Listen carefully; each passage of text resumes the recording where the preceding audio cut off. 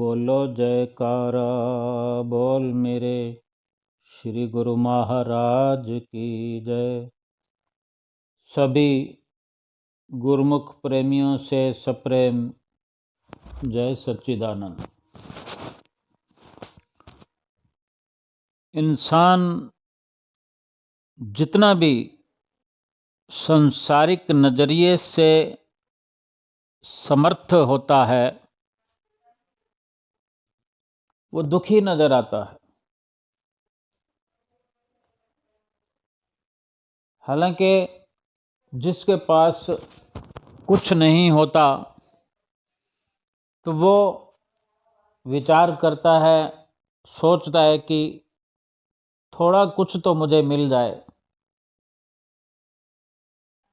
और अगर उससे कुछ ठीक प्राणी होता है तो वो उस स्तर पर जहाँ वो है उससे थोड़ा ऊपर चढ़ना चाहता है कि मुझे थोड़ा और मिल जाए। इस प्रकार जिसके पास प्रचुर मात्रा में संसाधन मौजूद है, या यूँ कहें कि ज़रूरत से भी ज़्यादा संसाधन हैं उसको जीने के लिए, वो भी दुखी नजर आता है। संत महापुरुष तो अपना फैसला दे चुके हैं। सदियों से संत महापुरुषों की वाणियां पुकार पुकार कर ये संदेश देती आई हैं कि धनवंते सब ही दुखी, निर्धन हैं दुख रूप। धनवंते सब दुखी, निर्धन हैं दुख रूप। साध सुखी सहजो कहे, जिन पायो भेद अनूप। क्या फरमाते हैं, सरल वाणी है, उसको और सरल कर लेते हैं कि संत सहजो बाई जी क्या फरमाते हैं कि धनवंते यानी जो धनवान हैं सब के सब दुखी हैं, और निर्धन तो दुख का रूप है। कुछ कहने की जरूरत ही नहीं है, कुछ भी नहीं कहा जा सकता कि कितना दुख है, कितना कम है या कितना ज़्यादा, यानी दुखों का रूप है निर्धन। और सही बात भी है कि अगर धनवानों की गिनती दुखियों में आएगी तो निर्धन जो बेचारा गरीब है, कंगाल है, वो सुखी कैसे हो सकता है। लेकिन फिर वो फरमान भी करते हैं कि धनवानों में भी कोई कोई सुखी नजर आ सकता है, कोई ना कोई सुखी होता है, और गरीबों में, कंगालों में, निर्धनों में भी कोई ना कोई अवश्य सुखी होता है। लेकिन वो कैसे उसकी पहचान करें, तो अगली लाइन में फरमाते हैं कि साध सुखी सहजो कहें, जिन पायो भेद अनूप। संत सहजो बाई जी कहती हैं कि साध सुखी हैं, यानी जो साधना करते हैं, जिन्होंने अपने मन को साध लिया है और जिन्होंने भेद समझ लिया है कि सुख है क्या, दुख है क्या, जिनको ये भेद समझ आ गया है, वो बड़ी सरलता से उस भेद को समझते हुए हर पल सुखी बने हुए हैं। एक दृष्टांत है, भगवान बुद्ध कहें, महात्मा बुद्ध कहें, तो भगवान बुद्ध कुछ शिष्यों के साथ कहीं जा रहे थे और चलते चलते एक जगह पहुँचे जो एक बहुत ही एकांत इलाका था। वहाँ पर शिष्यों सहित भगवान बुद्ध ठहर जाते हैं और बैठ जाते हैं। और वहाँ का जो सुंदर एकांत वातावरण है, शांत एकांत, सभी बिल्कुल मौन धारण किए बैठ जाते हैं और उस वातावरण का आनंद भी ले रहे होते हैं और कुछ अनुभव अपने अंदर महसूस कर रहे होते हैं। हर किसी के दिमाग में कुछ न कुछ विचारधारा चलती रहती है। एक शिष्य बोलता है, स्वामी बुद्ध से, भगवान बुद्ध से बोलता है, स्वामी ये दुख क्या होता है कि वो अपने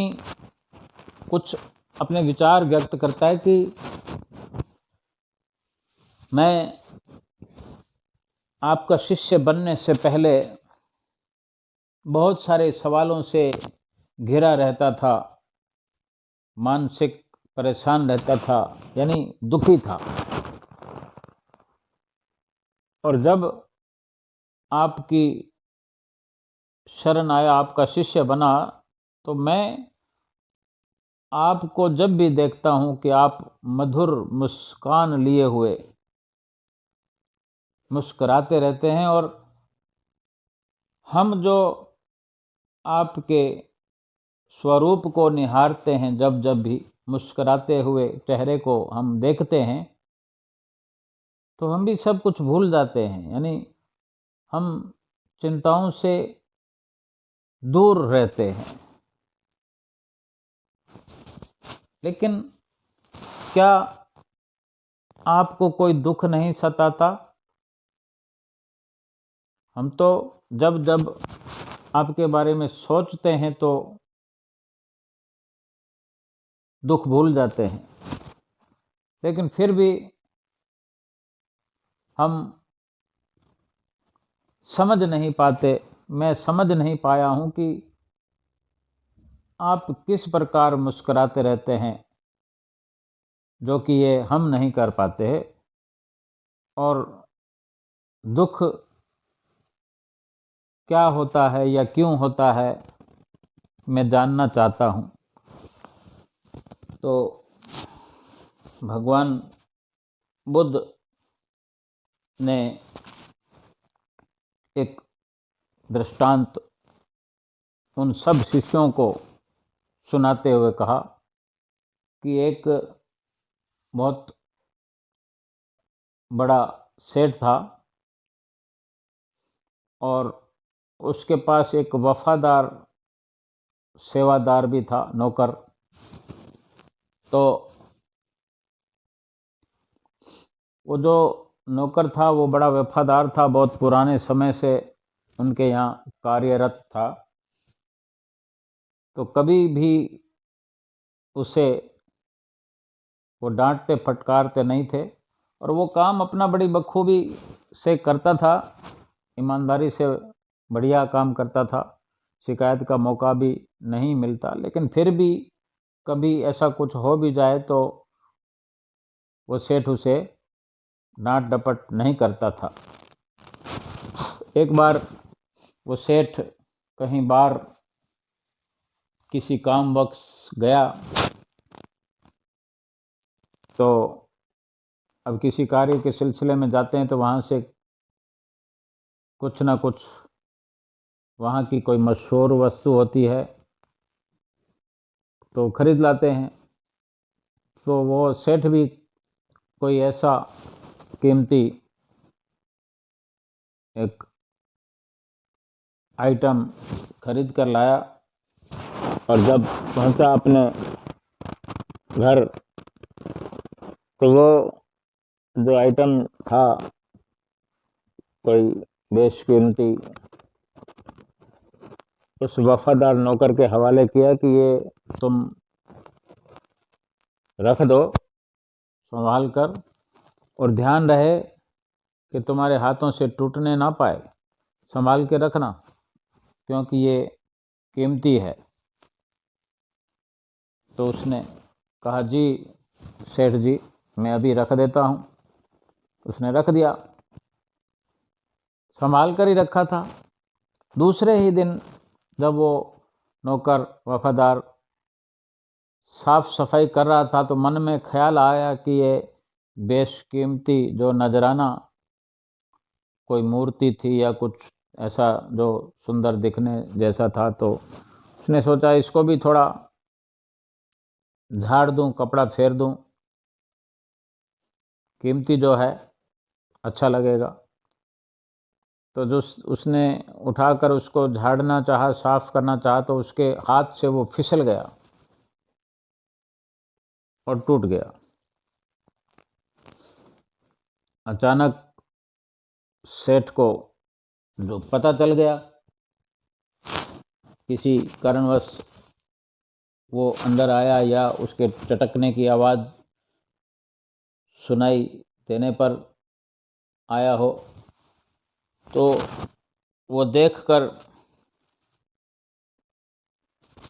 बड़ा क्रोधित हुआ,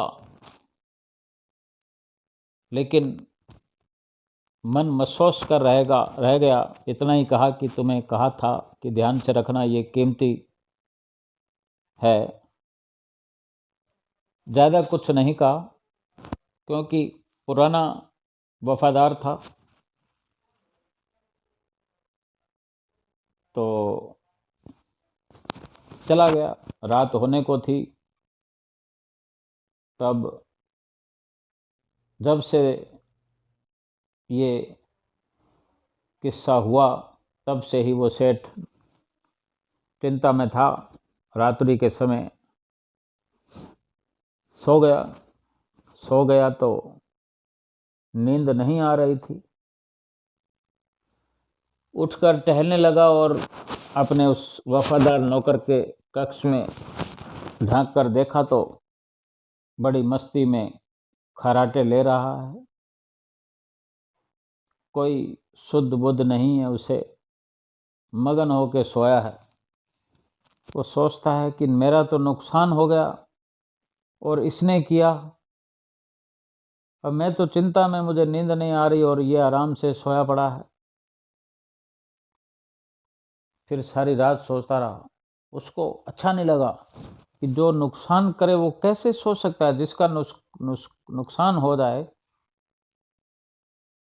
जो मेरा नुकसान हुआ तो उसका भी तो नुकसान है, उसके हाथों से हुआ है, वो भी तो इस घर का कुछ ना कुछ तो सदस्य है। उसको नींद कैसे आ सकती है? तो उसे ठीक नहीं लगा उसकी नींद का आना। तो सोचते सोचते दिन हो गया। कभी नींद लगी, कभी जागा, और फिर सुबह हुई तो दिन चढ़ा। तो कुछ ना कुछ सोचते सोचते उसके मन में विचार आया कि थोड़ा तो इसकी भी नींद खराब होनी चाहिए थी। अगर मेरा नुकसान हुआ है तो कुछ ना कुछ तो उसको भी तो दुख होना चाहिए था। तो उसने एक तरकीब सोची और उसको पास बुलाया और कहा कि अरे बावड़े, मेरा नुकसान तो हुआ, लेकिन सही बात तुझे बताऊं कि वो जो बेशकीमती आइटम में लेकर आया था वो तुम्हें फलां दिन उपहार देने वाला था। मैंने सोचा उस आने वाले उस दिन मैं तुम्हें ये भेंट करूंगा, तुम्हारे लिए लाया था। अब इतनी बढ़िया आइटम जो चमक रहा था,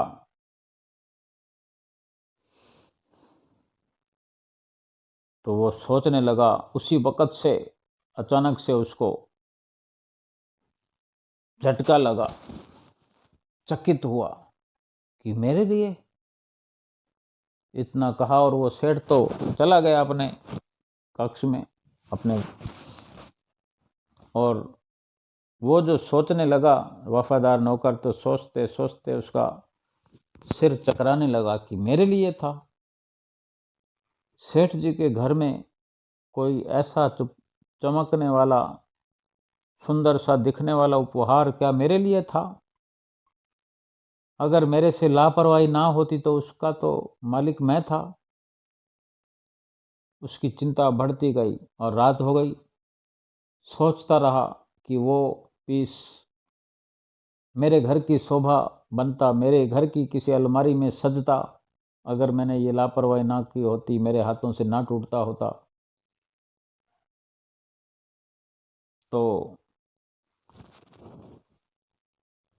राजा ने देखा, वो सेठ ने देखा उस रात, तो वो बेचैन पड़ा हुआ था, करवटें बदलता,